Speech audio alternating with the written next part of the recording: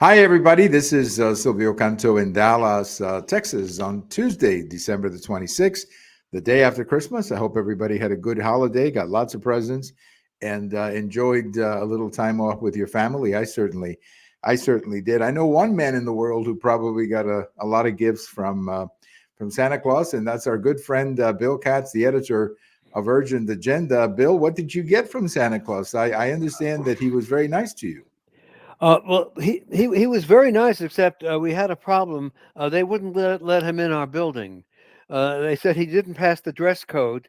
You know, and that other residents would be frightened to see somebody like that walking down the hall. So I'll get my gift probably by mail during the week, or well, wait a minute, it's a U.S. mail. Well, sometime during the year, and I'll be able to answer the question then. Okay, well, I look forward to getting some reports from you and see if you got your favorite toy. I know that our grandson Lincoln, got this little replica of the shuttle that goes up into space, and Yes. he was playing with that. I have a feeling that he couldn't put it down. He loved it so much. So maybe we have a future man in space here in our little grandson. By the time he grows up, that it'll probably be a man on another planet living there, a Donald Trump development on Mars. I mean, he might be able to get a good deal. A Trump Tower in Mars. That's what Trump they'll do. Tower, that I wouldn't it wouldn't shock me. Yeah, that wouldn't surprise me either. But you make a good point there. What could happen? He's 3 years old. So let's say by the time he's 25 and he decides to go into the NASA program, I mean, just go back 25 years. The things that we didn't have with it, we have now. So things are in technology are changing so fast that a 3-year-old like that, who knows? Who knows what kind of technology? Sometimes it's a little scary Oh, it in the is, yeah. sense that some of this technology is not making people better, in my opinion, because it's making them more reliant Yes. on machines, especially Uh, this uh, iPhone that y- y- people won't put down. oh, no, no. The iPhone it is probably one of the most successful inventions in history. And you're right, the young people won't put it down. And also, this artificial intelligence scares the heck out of me. I mean, where a machine might actually be brighter than a man. Now, in some cases, looking at the Democratic Party, that's not unusual. But Right. I read a story today. We probably read the same story that a robot at the Tesla factory attacked one of the technicians. That's what I heard. That's what I Yes. had to I had to read that twice to make sure that it was not from Babylon B. Yeah. But but yes, that is remarkable. Well, let's just take a quick second, Bill, and go back in time a little bit to December 26th. A couple of presidents passed away on December 26th. Harry Truman in 1972 and Gerald Ford in 2006. A couple of presidents who probably never thought they would be president. I don't think a lot of people did around him. I know Gerald Ford in particular. I've read his biography, and he was planning to retire at Yes. the end of 72 or 74. He had told his wife, we're going back to Michigan. I'm not doing this anymore. And then, of course, he got thrown into the vice presidency. In the case of Harry Truman, well, I don't know whether he was expecting to be vice president, but he ended up being president. And also, he ended up being vice president, then president, and had to make some of the toughest decisions of the 20th century. So I think in many ways, these two men are similar Yes. and successful, really, I think, in their presidency, Bill. I agree. Harry Truman was quite successful in the decisions he made, not too successful in endearing himself to the public. He of course he did not run in 1952. He was actually eligible, even though the 25th Amendment had been passed, limiting a president to 2 terms. It was 2 full terms. He had not served 2 full terms. He became president. In let's see, which month of office? About the It's fourth month April of office. 45. So he April, had he had only served 1 month as vice president. So I mean, Well, no, well, actually, about 3 months because okay. the Oh, that's January right. January January. Yeah, 20th. yeah. And I suspect he had an inkling that he would be president because everyone in Washington knew that President Roosevelt was so sick. So, and he became president, as you said, a successful one. Was not popular. fought his way to an election in 1948, the miracle election, where nobody expected he would be elected to his own term, but he did.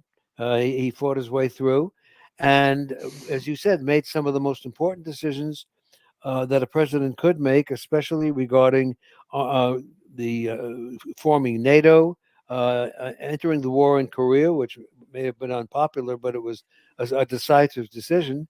Desegregating the armed forces, important decisions. Right.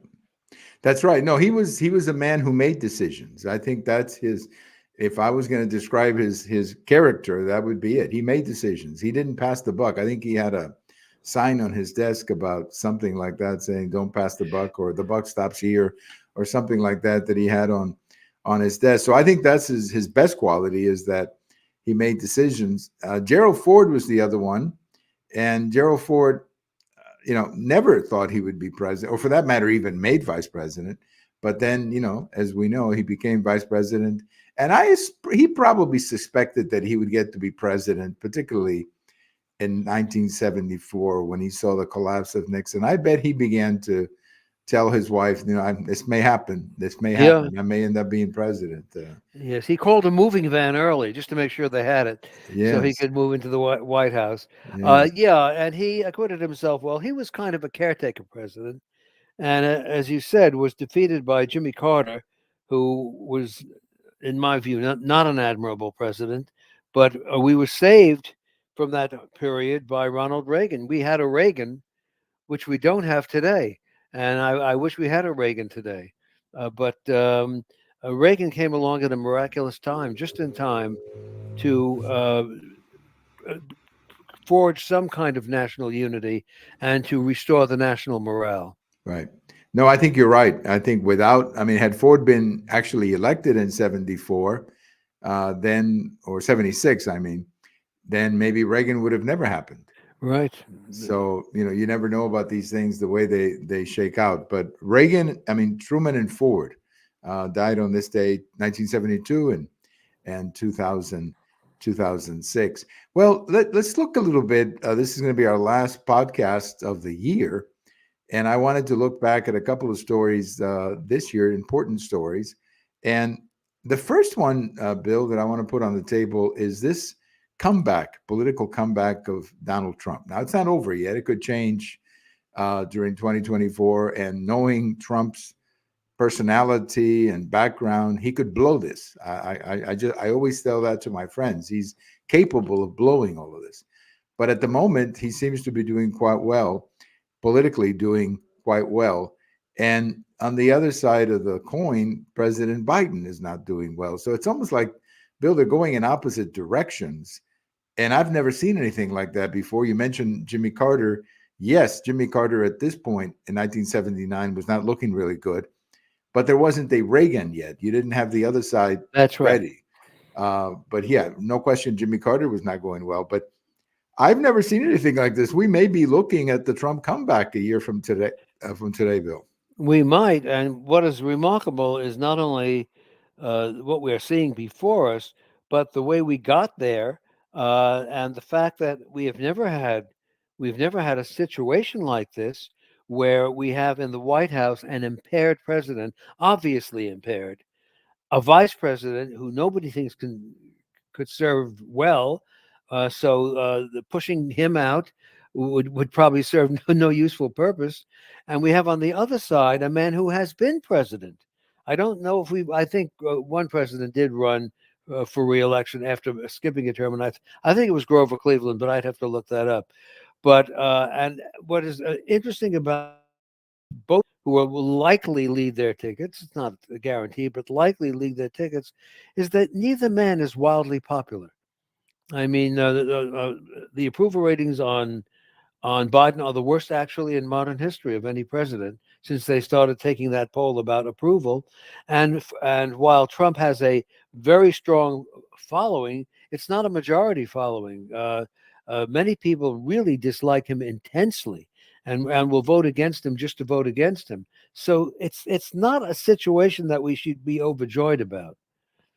No, it's not. Again, going back to Reagan in 1980, we all remember that second debate when Reagan looked at Carter and said, "There you go again." I think that was the point where the American people said, "Okay, I think we found our man." And Reagan was such a likable person. That's the other Yes. thing too. I mean, it's tough to hate Reagan. Yeah, it Some is. people did. Some people did, of course. Some And people, he himself was not a hater. He would he yeah, would he would but not go at people the way Trump does, which I right. think is one of Trump's negative characteristics. Exactly, exactly. Reagan was very likable, very amiable kind of guy. And even if you didn't like him or didn't vote for him, he was a likable guy. I don't think anybody. And Trump does have that problem. He does have the problem of turning off people. He'll say things that honestly uh, don't make any sense, but he says them anyway. Now, I have a theory, Bill. I like to share this with you, but I think when he says these things, he says them on purpose because he knows the reaction is going to be so crazy that the Democrats overplay their hand in reacting to him. Yes, yes, he goads people, and he might do it intentionally. On the other hand, he might think that this is just the way you talk because that's the way New York landlords talk. So who knows? But it does appear that unless something physical happens to Biden, there is really nothing to stop him from the nomination, unless he has some kind of a breakdown where a committee is formed and they go to the White House and say, "Look, Mr. President, it's really time to go." I don't see that happening. And on the Republican side, the nomination really is Trump's to lose. But there is one thing that can cause a tremendous disruption, and that is if he is actually convicted of a crime before the election. Then the American people have to ask, do we really want to elect a man who has been convicted of a crime? And then what do you do? I don't think there's anything in the Constitution that bars him from running. But on the other hand, if he gets convicted and gets sentenced, if he's president, does he have to go to jail immediately? I don't know. Very unusual situation. No, it's almost like a movie. I mean, you couldn't even get Hollywood to make a movie like this. If you went to Hollywood and say, "Here's a script. I have a former president who's running for president. He's up in the polls. He gets convicted. He wins the election. Does he go to jail?" I mean, all these kinds of things that make it a Twilight Zone episode. Oh, absolutely. Almost like, yeah. I, And I mean, I don't think that many people in Hollywood today know there is a president, and or where he works. It's a different Hollywood than the one I knew. Um, but a weird situation, a dangerous situation internationally, because I think foreign countries are best uh, tolerated when they know how powerful we are. When they think we're not powerful or confused or uncertain, they may make the mistake of thinking they can attack us, and that is one of the things that really does worry me. right. And you wrote a post about this at Urgent Agenda, and this lady at CBS, who's a very good reporter, uh, I can't think of his name right now, Catherine Etheridge. Herridge. Catherine Yes, and Herridge. she's an excellent reporter. And I guess she was in a panel over the weekend, and they asked her, and she said, "This is what worries me. Some big event in Yes. 2024 that could change everything. I mean, we're still going to have an election, but it could really put the United States to a test. And what could that be? I don't know, but there's so many possibilities. Could Can't hear you.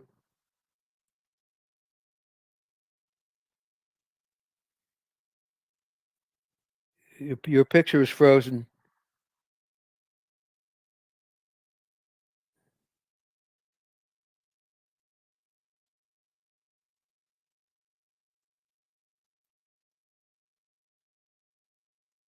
I'm back. How about you? Okay. Yeah, Well, everything fine now. I don't know. We'll blame it on climate change. That's all I Well, can. that's it's obviously climate change. Yeah, I guess we lost about 5 seconds there. I Yeah, apologize, but it looks like there was a connection problem, but I guess we're okay. Uh, it was climate change, of course, of because course. that what else could it be? But there's so many issues. I mean, I mentioned possibilities of things. You have Israel. I mean, there could be a war between Israel and Iran, for example. Oh, absolutely, and that would inevitably involve the United States. Right. You could have China saying, "Okay, this is the year to go into Taiwan." They could be thinking that way. Who knows what Putin's going to say? He could get overthrown. That's another thing too. and throw that whole region into chaos. The thing that I fear the most, Bill, we're dealing here with the uncertain, of course, but the deal that I fear the most is a terrorist act connected Yes. to the border. Yes, you're absolutely right. That would be the most logical. The players may already be in the country. They may have already gotten their orders. Any supplies could come down very easily. And yes, another 9/11, or I don't want to go into specifics because then you're giving people ideas, but some horrible event right here in the United States. And again, when you look at what's happening on the border, the total chaos that we're seeing on the border, there was a lady last week, Bill, who came in and they gave her a ticket to see a judge in the year 2031. Yes, incredible, isn't it? So it occurred to me that she'll be able to take an electric car to the Yes, courthouse yes. because by then, I guess we're all supposed to be driving electric cars, By right, Bill? then, she might be president. She might be Right? president. Only Yes. can't now foreign born can't. Well, they can Yes. change that rule. They can change that rule. Yes, the people do not understand how serious the border problem is because it's a slow moving issue. It's not one event like 9/11. It's a constant drag on the country, and people don't think about it enough because it is inevitable that some of the people coming over that border do not have our best interests in mind. Right. And I understand that we're supposed to be sitting down with the president of Mexico or Mexico this week or next week to talk about this. And Bill, I hope we're being very clear because the president of Mexico is now saying that he thinks that we should be talking to Cuba and we should be talking to Venezuela. And to me, those are separate issues. What we need to be talking to Mexico about, and this is not just something I believe, a lot of Mexican friends tell me this. They're very concerned that Mexico has become like an avenue to come to the United States, something Yes, that never happened before.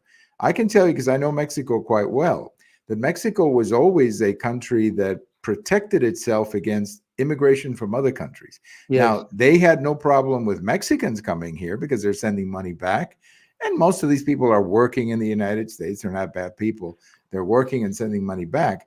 But what is now going through Mexico is not Mexicans, Bill. that's right. I saw a few days ago one of the news organizations had a tape interviewing people. Some were from Vietnam, some were from India, which the last time I looked did not border on the United States.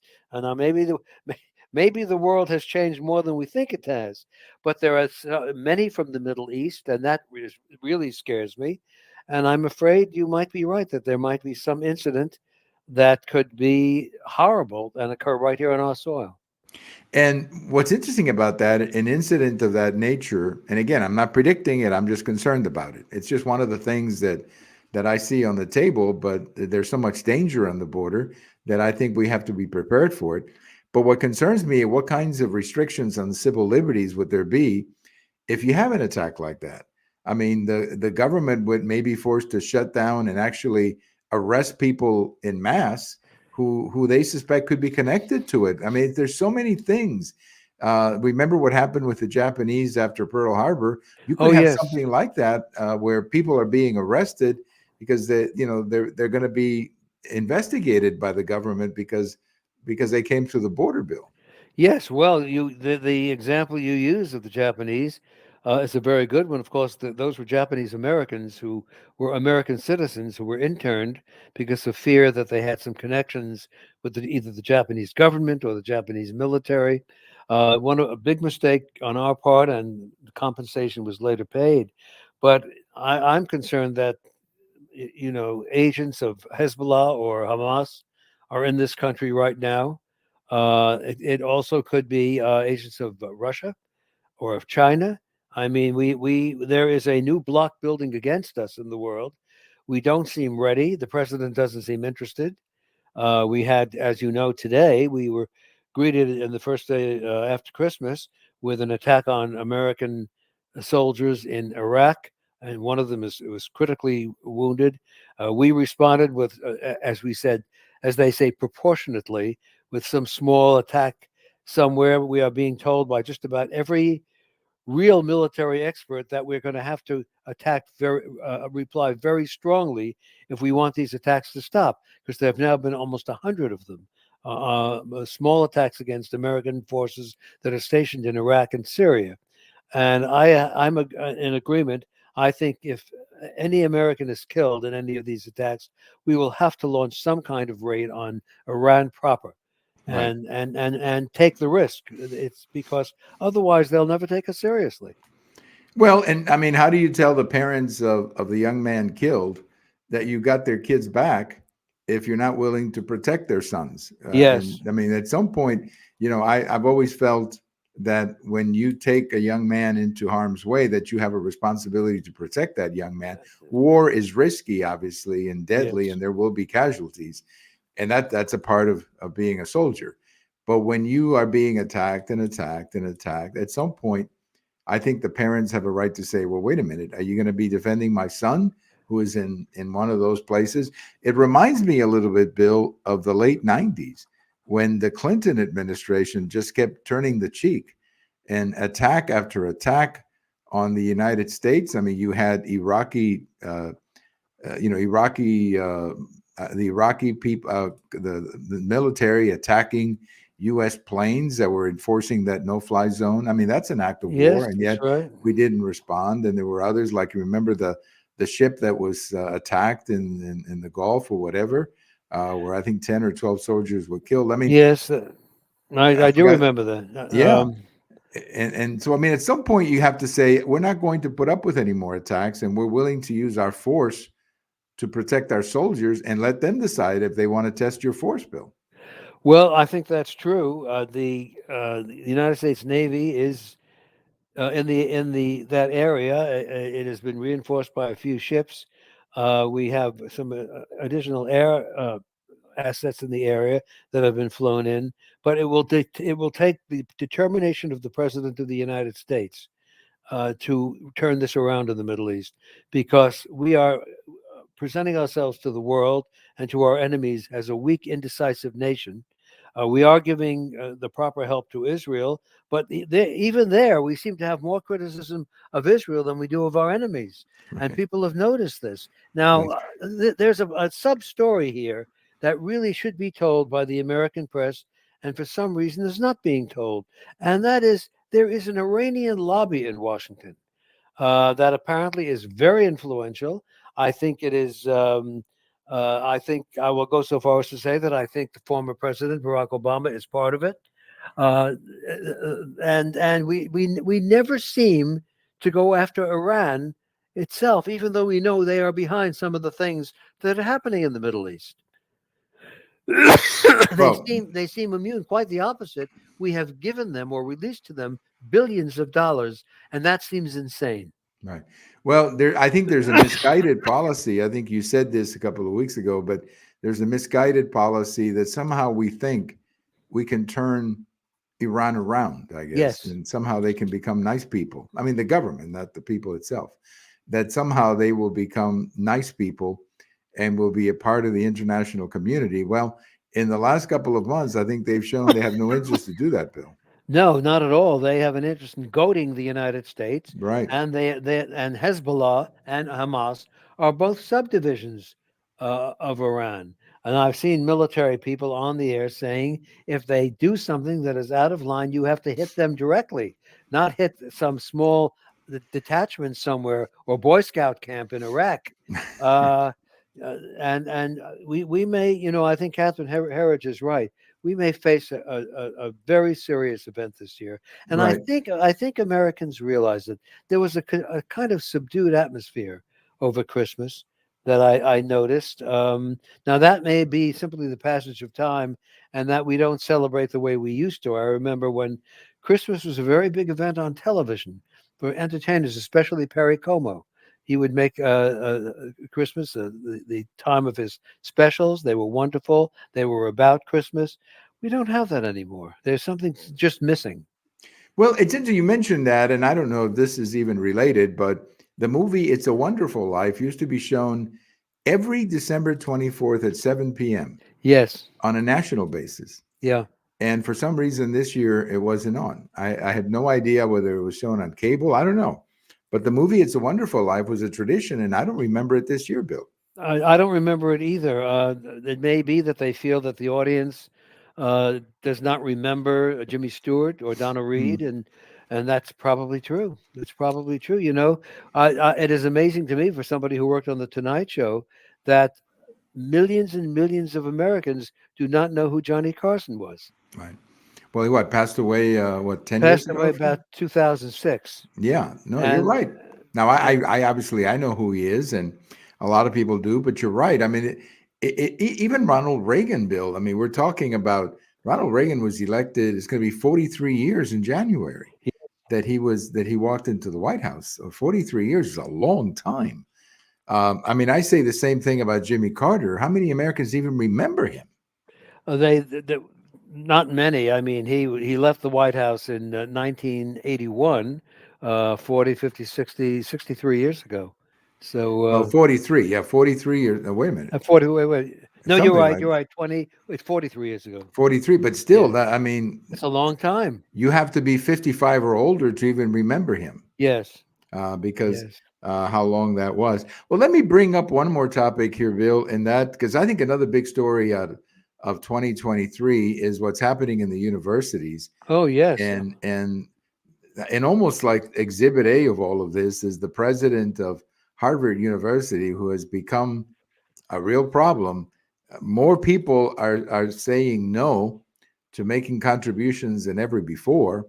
Some big checks are not going their way. They've lost billions of dollars so far. Yeah, and that's a lot of money. That's what they live off.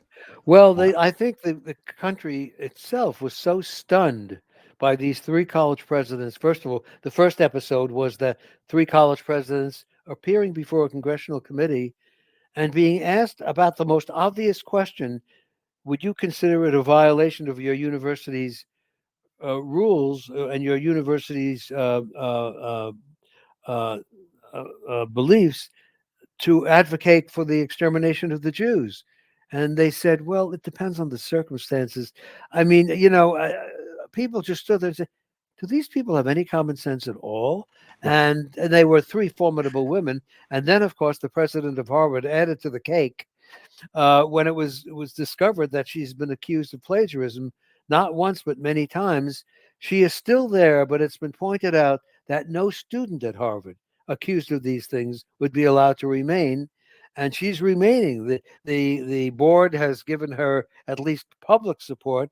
There are some stories out from good sources that she was asked to resign and refused, but I don't have independent verification of that. But that story is going to grow because you cannot have as president of a university someone who has committed offenses that no student could get away with. I mean, right. No, what it's do you? ridiculous. But even the other two schools, I think it was MIT, they were asking MIT, you can now segregate yourself with people Yeah, of similar values. yes, And then, of course, somebody said, okay, so if white students want to segregate themselves with people of similar values, would you tolerate that? She really couldn't answer the question. She no, said, well, the students picked that. Well, I have a feeling if there was a white only club at yes, any of these universities, that there would be a real problem, Bill. that's right. And then what happens if they break that up, and then the African Americans want a club? Do you break that one up too? I mean, they just didn't seem to be in the real world. And I think Americans finally got the picture that our universities are becoming more and more distant from the country. And the one at Harvard, of course, is the whopper because you just get the feeling that something else is going to come out. Right. Oh, I get that feeling too. I think it is kind of funny. It would make a good Saturday Night Live, or maybe not Saturday Night Live because they're not funny anymore.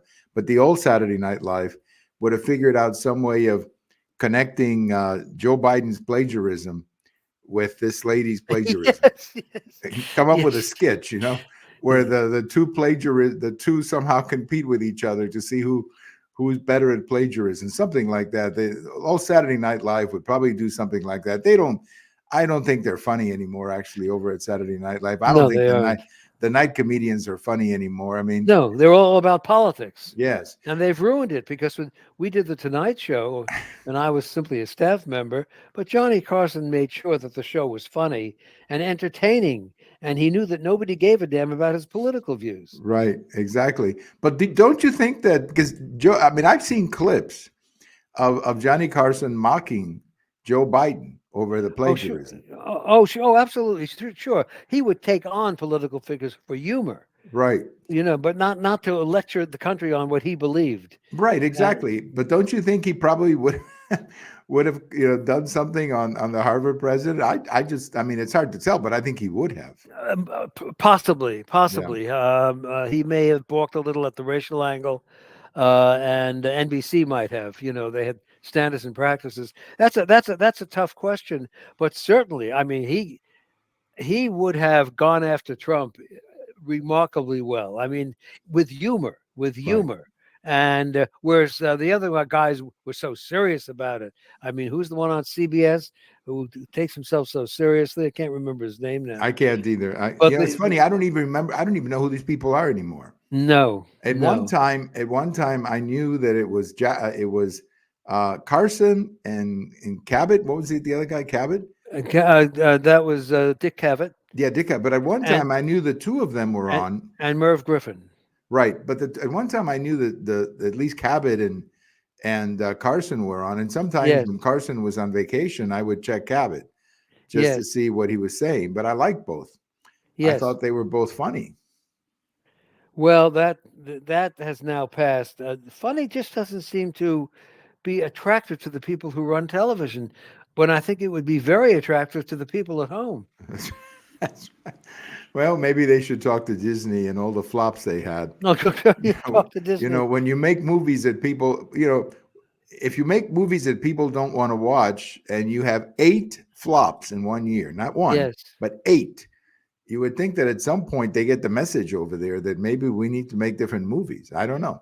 yes, or either that, or the people who are really out of touch will say, "We just don't make enough of these films. If we made more people would come." Right. But there used to be there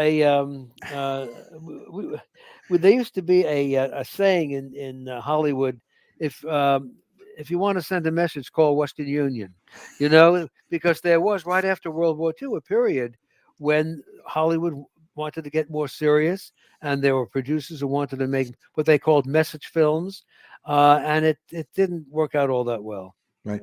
I have never known anybody, Bill, who said, "Let's go to the movies so we can get lectured." Yes, that's true. I want to find out really how bad we are. So let's go to the local theater. And by the way, each bag of popcorn is $5. I want you to remember that. Right. Yeah, it It's just just doesn't seem like many times somebody will say, "Hey, there's this great new movie that came out. It's really funny." Or there's a great movie that came out about World War II, like Saving Private Ryan or something like that.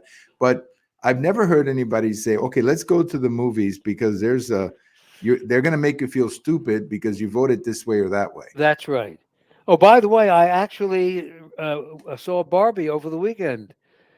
Oh, you did? Yes, I said to my wife, "Look, I don't think this is for us, but we should know what it's about, just to know what's going on in the world." I lasted an hour. After an hour, I just went and took a nap.